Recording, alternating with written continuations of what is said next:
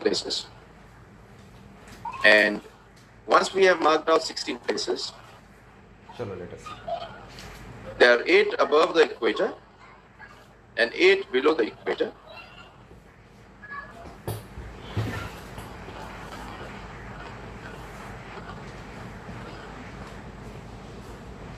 Once we have given suction, see what happens is a tubule normally gets extruded. Now, if with a microforceps you get hold of this tubule and you pull out the tubule, you get a reasonable amount of tissue. Now, you take this out from 16 different areas, and the place where you get sperms, you enter that area. So it's less traumatic than a lot of other procedures for the testes. And this is how we would do a Tese mapping of the testes. But you know, the procedure which is today the gold standard is micro Tese. And it of course was popularized by Peter Schlegel. And I had the opportunity of meeting him.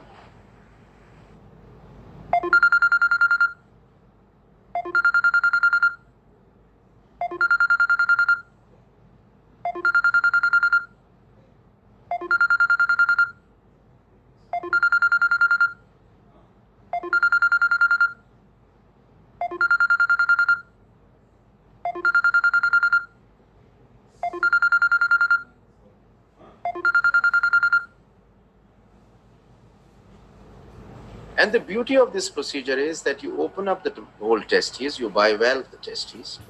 And when you bivalve the testes, you under a microscope, operating microscope, look for tubules which could be thicker. You pick up those tubules, and in those tubules you search for sperms. So this is micro Tese surgical technique. This is extremely gratifying in non-obstructive azoospermia. So you first open up the testes, and before you bivalve it, you normally would like to see if there are any tubules which are thicker, and you would like to take out if there is anything which you see. You need to scan the whole thing, and once you have scanned and you feel there are any tubules which are thicker, look different, you would like to pick up the tissue from that. And after you have done this, in the first layer, if you find sperms, fine, you would close it back. But if you do not find sperms, you would go ahead and bivalve it. And you open up the whole testes. Once you have bivalved the testes, you would be able to get from different areas tissue. You can take this and this closes back beautifully. I mean, you feel that you made a flower out of the testes, but that's not the way it is. You're able to close it back beautifully. And from this, you would get the sperms to give them children. This is how it would appear to be in an area.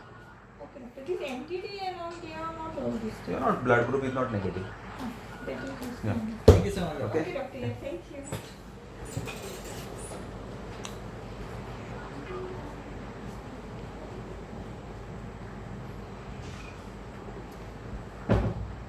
This is how normally it would appear to be in a PISA sample. As you can see over here, there are all RBCs over here, and you're looking for a sperm.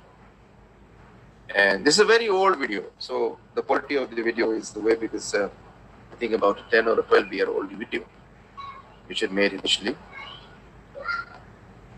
So you find a sperm over here, you pick up the sperm,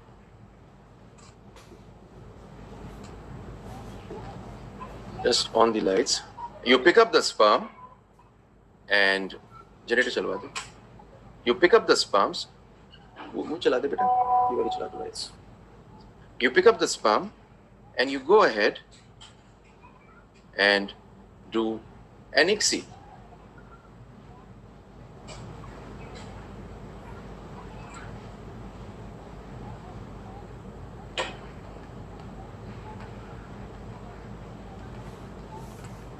So that's an ICSI in this patient.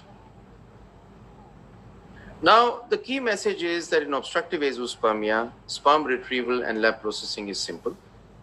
Sperms obtained in virtually all cases. Chance of sperm retrieval and ICSI outcomes are fantastic, independent of obstructive etiology, independent of retrieval technique, independent of sperm source, and results are similar or better than ejaculated sperm.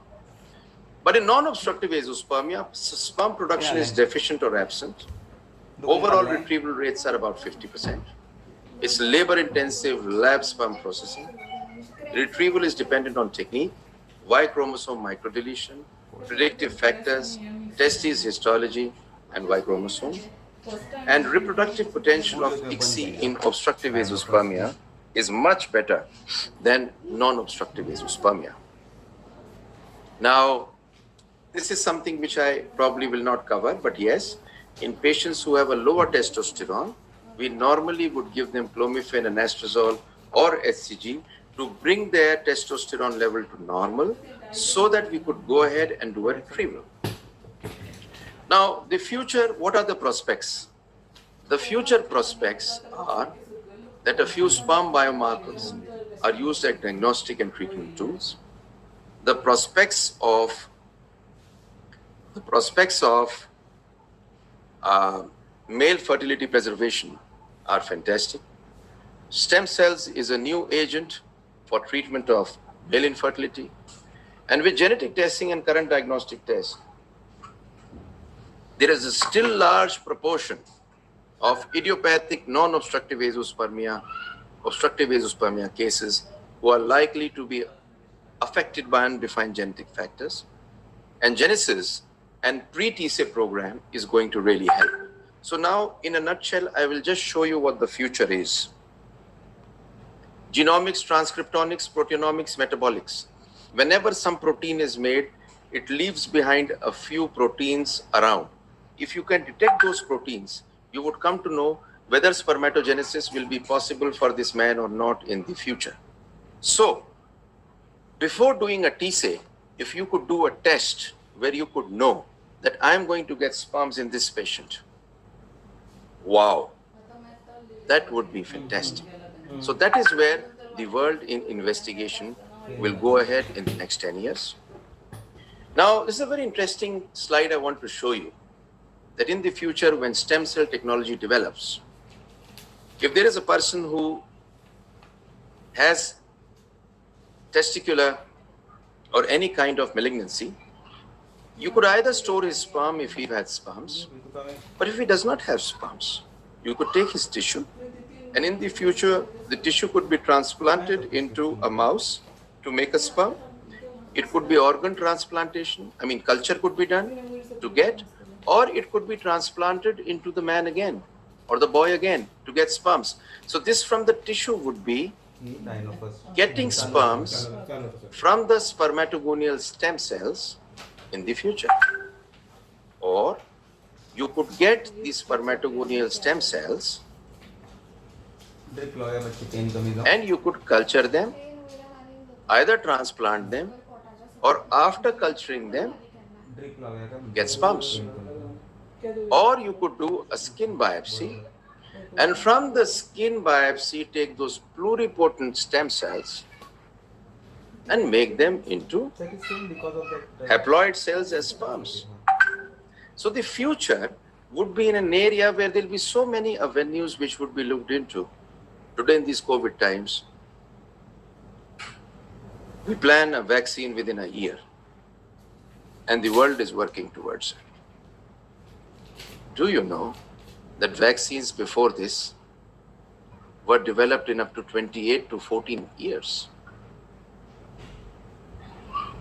The way technology is going today, those azoospermic men in which sperms cannot be got would get their sperms. Now, spermatogonial stem cells is something which, if taken, from the tissue biopsy, there could be in vitro proliferation which could be done to get sperms from them. But you know what the future prospects are?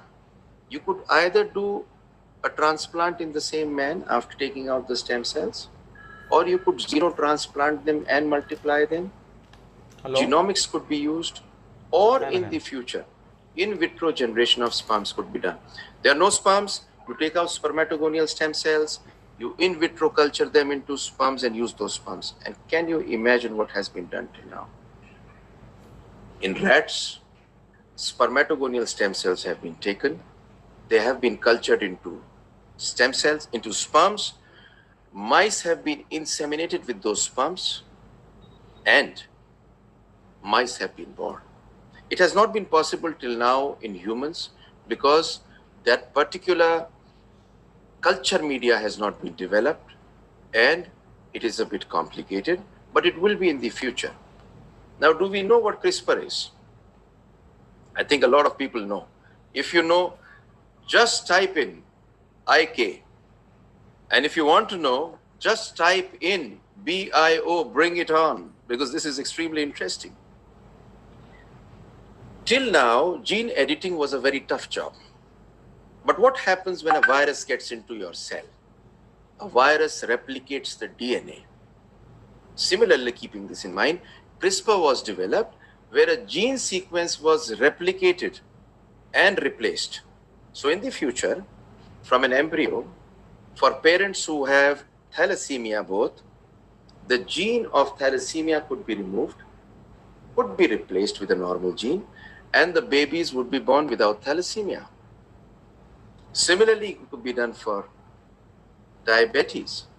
But something interesting could happen in the future. A man could say, I don't have a wife like Katrina Kaif, and gene editing could be done for the daughter, to get a daughter like Katrina Kaif. The man says, I wanted to be Sachin Tendulkar, I would like to have a son who is Sachin Tendulkar, and gene editing in the future could be done. But this ethically probably will not be possible. Otherwise, all the toppers of NEET and all the toppers of the class 12th would be designer babies. And all the great athletes in the world, be it cricket or be it hockey, would be designer babies. But this technology is developing extremely fast in the world. And today this technology has reached a place in the United States and China, where in the next 10 years, you yourself are going to see the magic of CRISPR. The next revolution in this world will not be in iPhones or in computers. It is going to be in human biology. And that's the beauty of our line. A beautiful slide, because I just want to share something light with you. Today, if a man and a woman have a child, man gives the sperm, the woman gives the oocyte, you have a baby. Today, if two men want a baby, what do? One gives a sperm, there is an oocyte donation, and it's kept in the surrogate. So a coin is ticked up, you give the sperm this time, and I give the sperm next time. But in the future, from a pluripotent stem cells, and oocyte will be made from one man. Sperm would be taken from the other man, and a baby would be born, which would genetically be a baby of that couple. And if there are two women, one would give an oocyte, and the other is going to give a pluripotent stem cell from which a sperm would be made, and both would have a baby, and it would be kept in one person's womb to have a child. But there is a catch in it. These two women will only get baby girls. So I would end over here, and thank you very much for being such a lovely audience. And in case you have any questions from Dr. Nandita and me, we would be so glad to answer them for you. Thank you very much.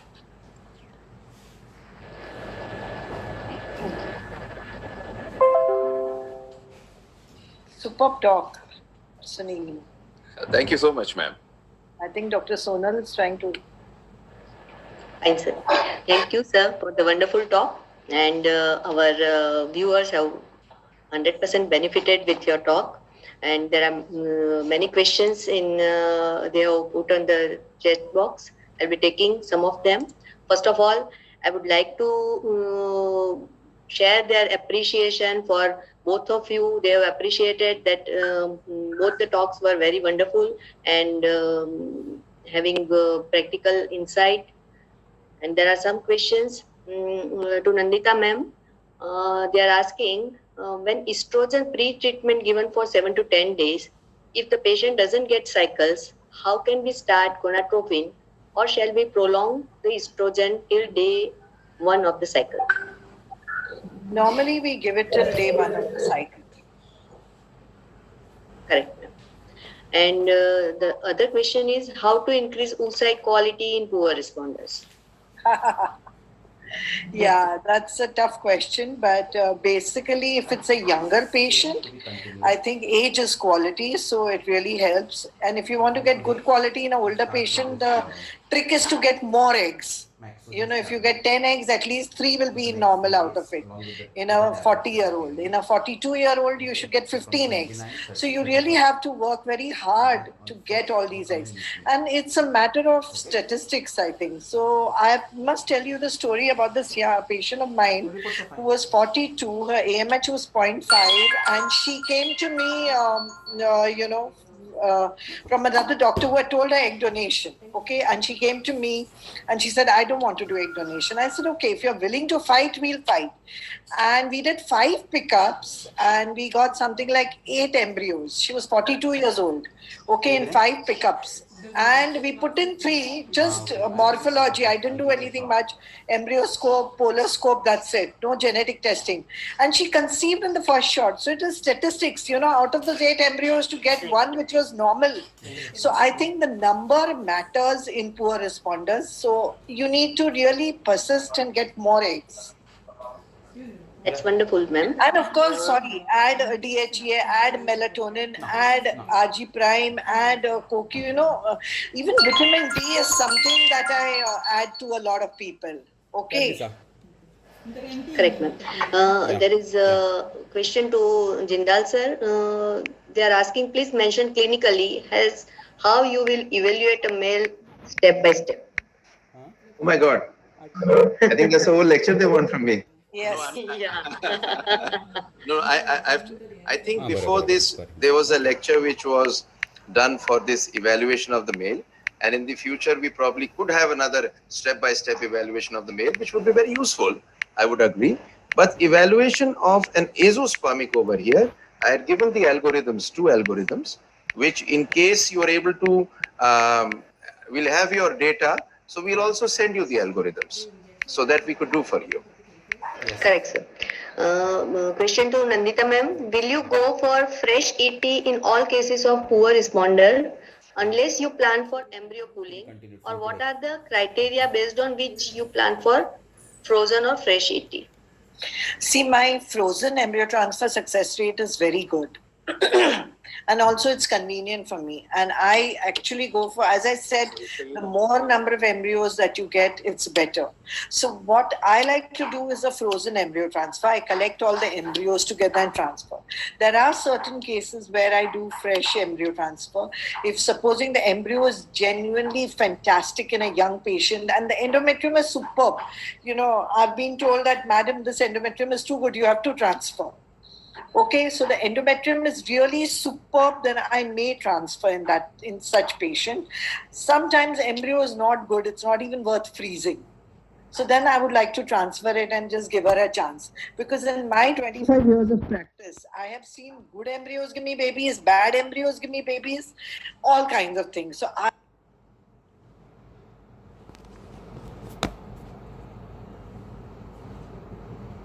I don't like to throw any genetic material away.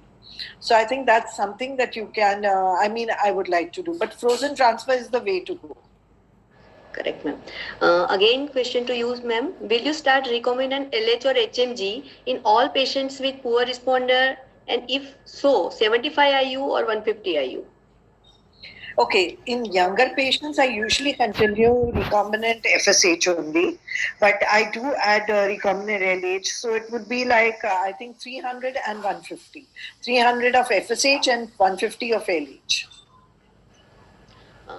Question to Jindal sir. Sir, they are asking, how do you treat hypogonadotrophic hypogonadism patient? Means what is the HMG HCG dose and duration? See, it's a very simple thing. The dose of the SCG and HMG is related to the weight of the patient.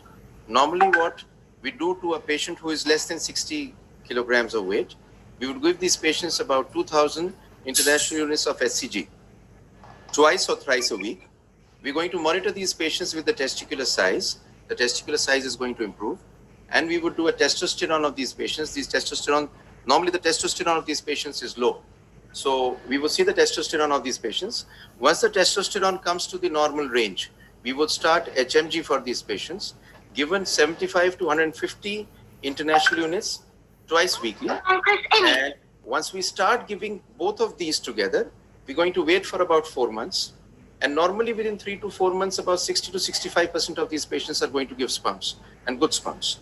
So this is the methodology which we normally follow. But there are two things for this. We give HMG because it's cheaper than FSH. You could even give FSH. You could give recombinant to these people. And we give HCG normally throughout the process, which it would be. At times, we need to increase the SCG because the quality of the SCG at times may be such that we may increase it based on the testosterone which we get of these patients as a report. I could probably send you an algorithm, and this algorithm of it's a PDF which I could send you, but you'll have to send your number on 800 6666085. If you could note down, could you put it into the chat, please? Vinod? More than 40. No, that's what. See, the aneuploidy, that's why the pregnancy rate is lower. So in a 40-year-old, at least 2 eggs out of 10 will be normal. Okay, so we have to target those 2 eggs. In a 42 plus, there'll be 1 out of 10. It keeps increasing. Definitely, there is no question about it. That's why you need numbers to overcome that problem. So 10 में से अगर 2 normal है, तो you can use those 2. You know, the 8 will not give you a pregnancy, but those 2 may give you a pregnancy. That pregnancy rate of those 2 embryos will be nearly 60%. Correct, ma'am. So there is the importance of number of eggs you retrieve.